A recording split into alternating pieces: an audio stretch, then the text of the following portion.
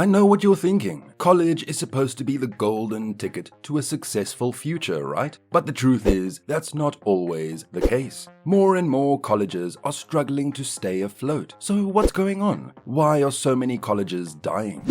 Factor 1. Rising costs. Have you ever wondered why that textbook you bought for a semester's course cost you a fortune, yet you barely even flipped its pages? Why are you still drowning in student debt years after graduation? One of the biggest reasons why colleges are dying is rising costs. The average cost of tuition has increased by more than 1,000% since 1980. And that's not even counting the cost of room and board, books, and other expenses. As a result, college is becoming increasingly unaffordable for many people. And that's leading to a decline in enrollment. Over the past few decades, the cost of college education in America has skyrocketed so much that it is not unusual to hear of students saddled with six-figure debt upon graduation. But why is this happening? And what impact does it have on the viability of colleges? Alternatives are emerging, cheaper, more accessible, and perhaps more attuned to the realities of the 21st century job market. But how exactly are these alternatives shaping up?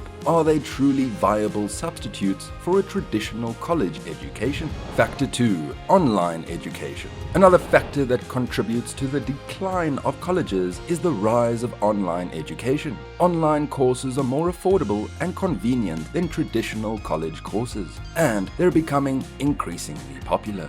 The number of students enrolled in online courses has increased by more than 500% in the past decade, and that trend is only going to continue. Over the past decade, we've seen a massive surge in online education, from Coursera to Khan Academy, edX to Udemy. Virtual learning platforms are flourishing, offering various courses. But the real kicker? They're often much more cheaper than traditional degree programs, sometimes even free. This phenomenon is not just a phase, it's here to stay and causing a major disruption. But before we dive in, here's a question for you. Have you ever enrolled in an online course? If yes, why did you choose it over traditional education?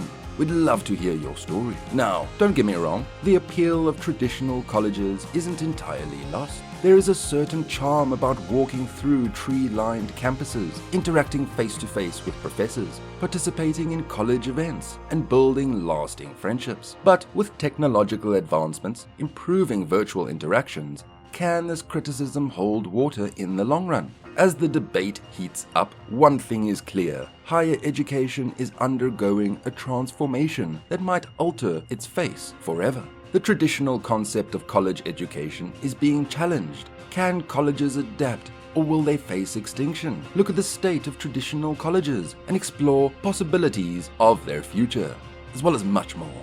Factor 3. Changing job market. Imagine waking up in a world where the job market has drastically changed and traditional four-year colleges have lost their relevance. A world where skills overrule degrees and experience is the new classroom. The job market is also changing in a way that makes college less necessary. In the past, a college degree was seen as a guarantee of a good job, but that is not the case anymore. There are now many high-paying jobs that don't require a college degree, and as the economy changes, we'll likely see even more jobs like that. Traditional college education, once seen as the golden ticket to a prosperous life, is now under scrutiny. Rising tuition fees, increasing student debt, and the burning question: are graduates truly prepared for the evolving job market? It seems the answer is shifting toward a resounding no. Our world is becoming more digitized, automated, and AI-driven, creating a massive demand for new skills and roles. The fourth industrial revolution is upon us, and it demands a workforce that can adapt, innovate, and master digital literacy. Discuss the changing job market. It's no longer about what you studied, but what you can do. The era of skills over degree is dawning. So, with all these changes happening in the job market, are colleges truly dying? Perhaps not entirely, but they are being forced to transform. To survive, they must shift their focus from academic-centric education to practical, skill-based learning that matches the evolving demands of employers. Will they make the necessary changes in time? But the future isn't set in stone, it's being shaped by us daily. Factor 4. Declining public support. The American higher education system, long celebrated worldwide, is facing an existential crisis. With falling enrollments, diminishing public support, and increasing criticism of the quality of education, are we witnessing the death of American college as we know it? In recent years, public opinion about the value of a college education has shifted dramatically. An increasing number of people believe colleges only care about the bottom line, not the students they serve. If it continues to gain traction, this narrative could further erode public support for higher education. The system isn't just under fire for its purported lack of empathy, it's also in the crosshairs due to sky-high tuition fees, student debt, and questionable return on investment. The looming student debt crisis in America, which currently stands at an alarming $1.7 trillion, has become a hot-button issue. Many argue that the benefits of a college degree no longer outweigh the costs. However, others contend these institutions are victims of a larger societal shift. Stick around, because we're about to blow the lid off this controversy.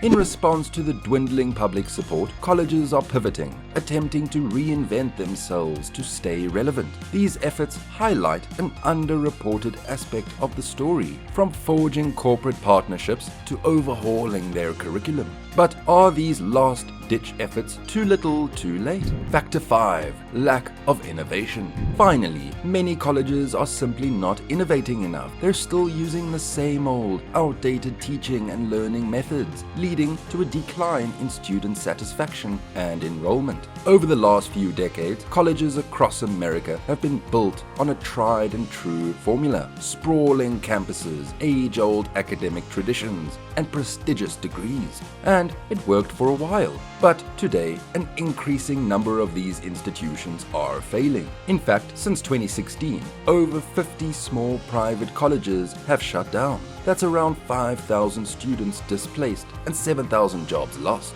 Why is this happening? It's simple. They failed to adapt. They failed to innovate. Innovation means rethinking the whole system, from the curriculum to the teaching methods, to how we evaluate students' performance. It involves incorporating technology in a meaningful way. And above all, it requires a shift in mindset. It means embracing the fact that today's students aren't just competing with their peers next door, but also with AI and automation. You might be thinking, aren't MOOCs and online programs the answer to this? Well, not entirely. Despite the hype, the completion rate for MOOCs is less than 10%.